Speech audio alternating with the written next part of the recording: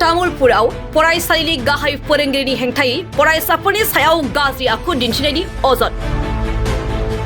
बे अजदआ तामुलपुर जिल्लानि बरकपा गोजौ फरायसालिनि गाहाय फोरोंगिरि जगेन राजबंशीनि बेरेखायै।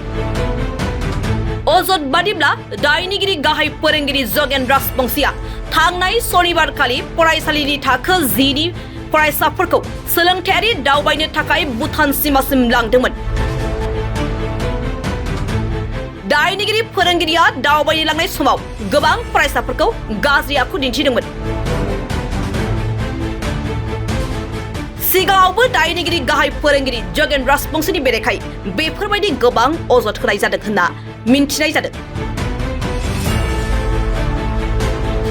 बे जाथायखौ लानानैनो फरायसाफोरनि बिमा-बिफा आरो रायजो राजाफ्रा दिनै फरायसालियाव दायनिगिरि गाहाय फोरोंगिरिनि सायाव अजद लाना दावराव-दावसि खालामदों।